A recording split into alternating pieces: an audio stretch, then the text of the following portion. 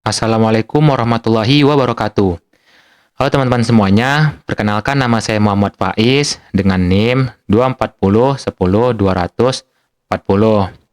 Nah, jadi pada video kali ini saya akan mempresentasikan hasil tugas UAS mata kuliah perancangan web, yaitu website e-commerce sederhana untuk toko spare part motor. Di sini saya bikin nama websitenya itu adalah Motor Parts. Ini dia teman-teman ya. Nah, jadi website ini itu punya dua sisi utama, teman-teman ya. Yang pertama itu ada landing page untuk pembeli. Itu dia mulai dari lihat katalog, masukkan ke keranjang, sampai ke menu checkout. Terus yang kedua itu ada dashboard admin. Nanti di sanalah si admin mengelola produk, mengelola pesanan, dan laporan penjualan. Oke, di sini kita langsung saja masuk ke konsep dan teks-teksnya. Jadi teman-teman, website yang saya bangun ini itu menggunakan Laravel 10 sebagai backend framework. Dan saya gunakan Filament ya untuk dashboard adminnya. Filament itu apa sih? Nah, Filament itu semacam admin panel generator. Jadi saya nggak perlu nih bikin CRUD dari nol, tinggal definisikan resource-nya saja. Nah, untuk tampilan landing page ini, itu saya pakai Tailwind CSS dengan font Poppins. Supaya apa? Supaya terlihat bersih dan modern, tapi tetap sederhana. Lalu, sesuai dengan requirement tugas, website ini itu punya 4 fitur inti, yaitu ada manajemen produk, keranjang belanja, checkout, dan laporan penjualan. Lalu saya tambahin manajemen kategori dan manajemen pesanan supaya lebih lengkap. Oke, di sini kita langsung masuk ke demo landing page-nya. Nah, ini yang kita lihat sekarang, ini adalah landing page-nya. Saya mulai dari halaman utama. Kalau teman-teman lihat di sini, di bagian atas ada hero section yang berisi headline toko, lalu ada statistik singkat seperti jumlah produk, terus pelanggan, produk original, dan pengiriman. Kita scroll ke bawah, ini ada bagian kategori spare part, jadi ada kategori mesin, rem, kelistrikan, dan yang lainnya. Lanjut, kita scroll ke bawah, ada bagian produk unggulan.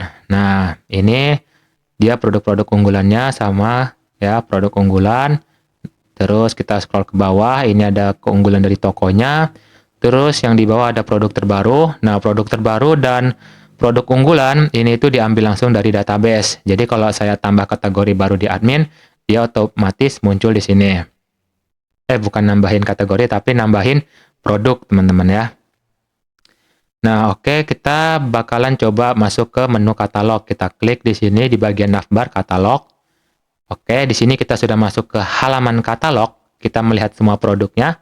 Nah, di halaman katalog ini ada fitur pencarian. Kita lihat nih sebelah kiri ada filter. Jadi dia bisa memfilter berdasarkan kategori dan pengurutan berdasarkan harga. Di sini saya coba ngefilter kategori dulu. Contoh, kita ngefilter bagian rem dan kopling. Nah, di sini bakal ditampilkan produk rem dan kopling, teman-teman ya. Nah, lanjut. Di sini kita bakalan coba ubah urutannya ke harga yang paling murah, teman-teman ya, harga terendah. Nah, ini dia paling harga terendah, yaitu dari 45.000 sampai 150.000, teman-teman ya. Ini kenapa selang masuk ke rem dan kopling, karena pas nginput datanya itu, ini kategorinya saya masukin ke bagian kategori rem dan kopling. Nah, oke, lanjut di sini kita bakalan coba klik salah satu produk di sini. Kita klik. Nah, di sini kita masuk nih ke halaman detail si produk. Di sini ada informasi lengkap, yaitu nama, harga produknya, terus stok produknya, dan juga deskripsi singkat dari produknya. Terus di bawah di sini ada tombol tambah ke keranjang. Oke, kita di sini bakal lanjut nih ke demo alur belanjanya. Sekarang kita coba tambahin produk ini ke keranjang, teman-teman ya. Nah, bakalan ada notif nih, kampas rem depan Yamaha NMAX ditambah ke keranjang. Kita langsung klik menu keranjangnya.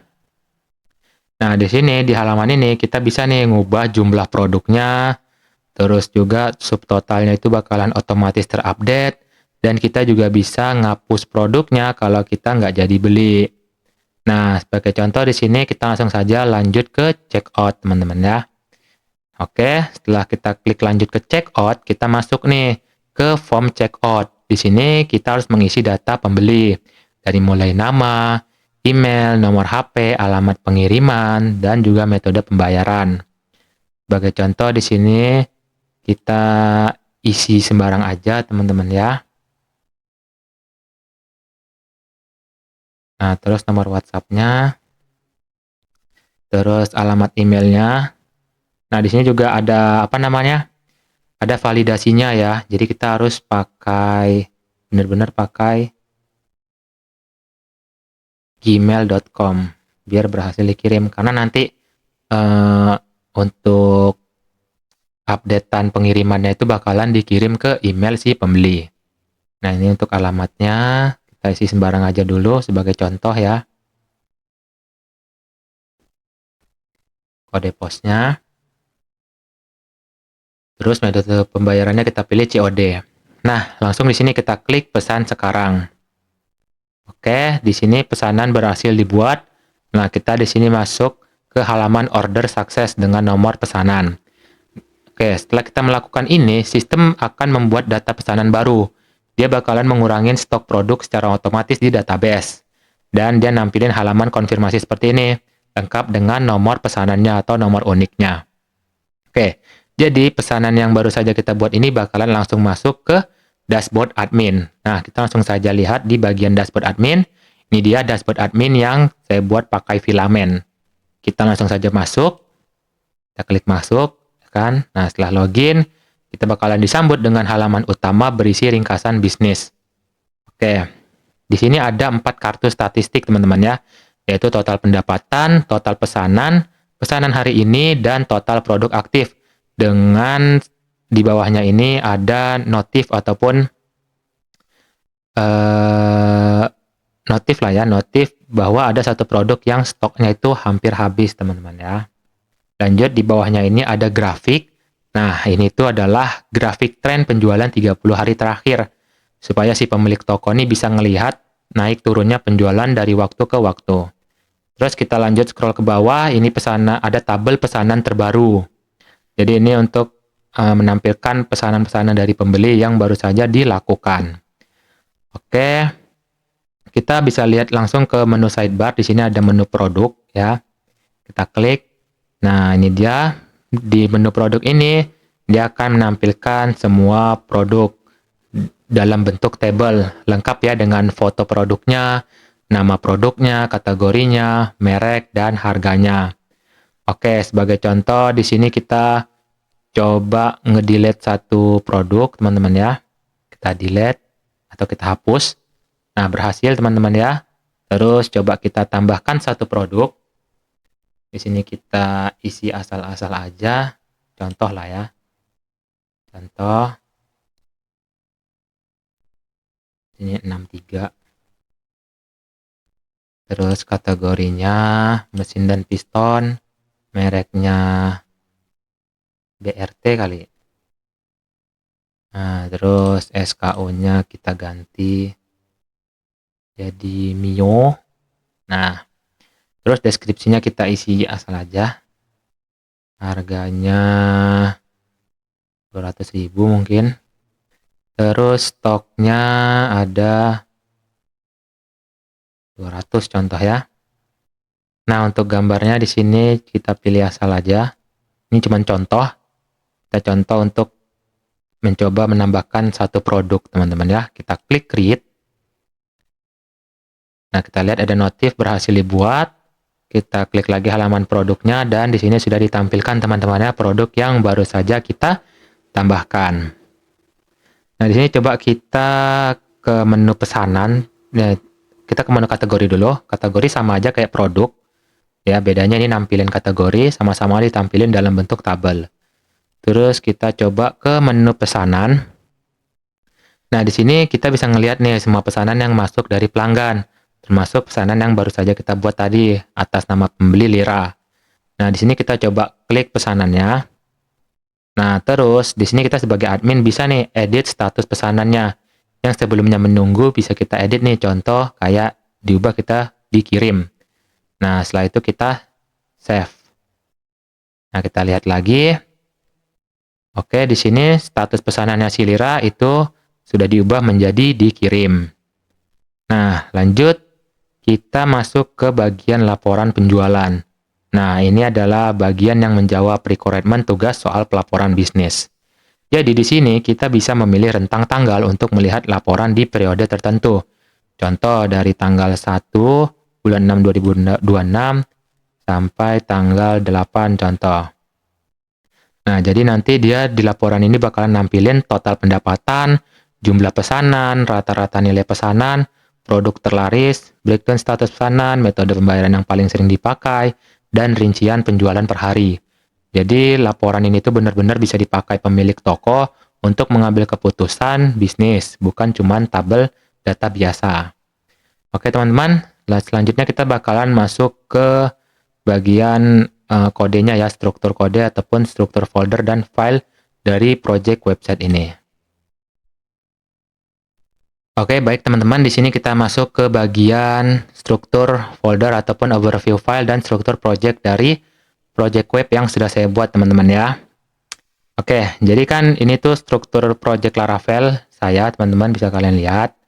Jadi di sini ada beberapa folder utama, yaitu folder app, database, resource, dan roots. Nah, saya bakal jelasin satu-satu, tapi saya bagi jadi dua kelompok besar, yaitu yang pertama ada file untuk landing page, bagian si pembeli, dan file untuk dashboard admin. Oke, kita langsung masuk ke file untuk landing page. Yang pertama, kita masuk dulu ke folder models, teman-teman ya. Oke, ini dia folder models. Nah, jadi teman-teman di folder models itu ada 4 file. Ada file kategori, produk, order, dan order item. Nah, ini tuh adalah representasi tabel-tabel di database. Jadi kalau saya mau ambil atau simpan data produk misalnya, saya pakai file produk ini, teman-teman ya, untuk untuk mengambil ataupun simpan data produk. Jadi saya nggak perlu nulis query SQL secara manual. Nah, lanjut kita masuk ke file shop controller PHP. Nah, file ini nih yang paling penting untuk landing page, yang dimana semua logika yang berhubungan dengan pembeli itu ada di dalam file ini. Seperti menampilkan halaman beranda, katalog, detail produk, tambah ke keranjang, sampai proses checkout. Jadi kalau saya butuh tahu kenapa sih halaman ini menampilkan data begini, yaitu jawabannya ada di file ini. Jadi teman-teman lihat di sini ada bagian landing page ya. Terus ada bagian katalog dan yang lain-lainnya. Oke, lanjut kita ke bagian roots, yaitu bagian file web PHP, teman-teman. Nah, di file ini itu berisi daftar semua alamat URL yang bisa diakses oleh pengunjung dan menghubungkannya ke function yang sesuai di shop controller. Misal nih, kalau pengunjung akses bagian katalog. Nah, di file ini saya tentukan bahwa itu akan memanggil function katalog di shop controller. Terus lanjut kita masuk ke file app.php, teman-teman ya. Itu ada di folder resource, terus folder view, terus layout.php. Nah, ini dia app.php. Oke, ini adalah layout utama si landing page. Isinya itu navbar di atas dan footer di bawah. Yang dimana dua item tersebut itu dipakai berulang di semua halaman. Jadi saya nggak perlu nih nulis ulang kode navbar di setiap halaman. Cukup sekali aja di file ini. Nah, lanjut kita ke bagian folder resource view page ya. Resource view page. Nah, ini dia. Teman-teman lihat ada file cart.php, katalog, checkout, home, order, dan produk detail. Nah, jadi di contoh di folder home.php ini itu adalah halaman beranda, terus katalog itu halaman daftar produk, terus produk detail.php itu halaman detail satu produk. Untuk file cart.php ini tuh halaman keranjang belanja. Terus ada file checkout.php, ini halaman from checkout. Dan yang terakhir itu file order success.php, ini halaman konfirmasi setelah pesanan berhasil. Jadi kalau saya mau ubah tampilan halaman tertentu di landing page, saya tinggal cari filenya di folder ini ya, di folder resource view bagian page. Lanjut kita masuk ke bagian resource views, kita masuk ke file produk cart.php, teman-teman ya, yang ini. Oke, ini tuh adalah file kecil tapi dia tuh sering dipakai. Nama filenya apa? Produk cart. Jadi isinya itu cuma tampilan satu kartu produk. Nanti isinya itu ada gambar, nama, harga, tombol tambah ke keranjang. Nah, jadi file ini itu yang saya panggil berulang-ulang di halaman beranda dan katalog, supaya tampilan kartu produknya itu konsisten di mana-mana. Nah, lanjut kita bahas file untuk dashboard adminnya, yaitu ada di bagian filamen yang ini teman-teman ya. Jadi bagian app, filamen, terus kita masuk ke resource. Nah, di resource ini ada 3 file, yaitu create produk PHP, edit produk PHP, dan list produk PHP. Salah, ini resource. Itu bagian yang ini teman-teman ya, ada kategori resource, produk resource, dan produk resource ya. Nah, ini dia bagian resource, ini dia file-filenya ada 3. Nah, untuk kategori resource PHP, ini itu pengaturan halaman kelola kategori. Terus produk resource PHP itu pengaturan halaman kelola produk, dan order resource PHP itu pengaturan halaman kelola pesanan. Jadi beda nih dengan landing page yang saya tulis manual pakai Blade. Di sini saya cukup definisikan feed formnya dan kolom tabelnya saja. Lalu filamen bakalan otomatis bikin tampilan CRUD lengkap, termasuk tombol create, edit, delete, search, dan fitur filter. Oke, lanjut. Masih sama di folder app, filamen, lalu resource, lalu ada produk resource yang tadi. Nah, di bagian page. Jadi setiap resource itu punya folder page kecil di sebelahnya. Nah, isinya itu ada 3 file, yaitu create produk PHP, edit produk PHP, dan list produk PHP.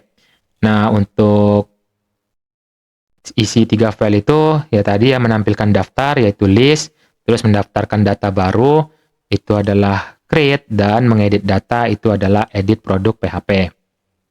Ini hanya menyambungkan ke resource utamanya ya, jadi isinya pendek-pendek aja. Intinya ya polanya sama nih, berlaku untuk kategori resource dan order resource. Lanjut masih di folder app, lalu folder filamen, kita masuk ke folder widgets, teman-teman. Nah, ini ada 3 file. Nah, yang pertama kita bahas dulu sales stats widgets PHP. Ini adalah 4, ini isi file dari file ini adalah 4 kartu statistik di atas, seperti total pendapatan dan jumlah pesanan yang ada di dashboard admin halaman awal tadi ya. Terus ada sales chart widgets. Ini grafik garis tren penjualan 30 hari yang tadi grafiknya ya. Terus ada let's order with. Nah, ini tuh tabel pesanan-pesanan terbaru. Oke, lanjut kita masuk ke laporan penjualan PHP. Ini itu ada di bagian app ya, filamen, lalu di bagian page teman-teman ya, bagian app, filamen, ini ya, laporan penjualan PHP. Nah, di dalam file ini, itu adalah halaman khusus yang saya buat sendiri di luar resource biasa. Namanya itu kan laporan penjualan. Jadi bedanya dengan resource, halaman ini tuh tidak untuk CRUD data, tapi murni untuk menampilkan analisis dan rekap penjualan. Jadi ada filter tanggal, produk terlaris, sampai breakdown metode pembayaran. Terus file ini tuh punya pasangan tampilan di laporan penjualan PHP yang berisi tampilan visualnya, yaitu tabel dan progress bar yang dilihat admin. Nah, lanjut nih kita ke bagian app, terus ke provider. Nah, di bagian filamen ada yang namanya admin panel provider. Nah, ini terakhir adalah file konfigurasi utama panel admin. Jadi semacam pengaturan pusat nih dari filamen.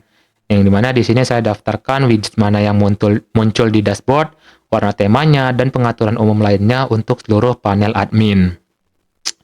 Nah, baiklah teman-teman, jadi itu dia tadi gambaran singkat file mana untuk apa di project yang sudah saya buat ini. Ringkasnya ya untuk landing page itu saya pakai kombinasi controller dan Blade View yang saya tulis manual. Sedangkan untuk dashboard adminnya itu saya manfaatkan yang namanya filamen supaya tidak perlu menulis ulang CRUD dari nol.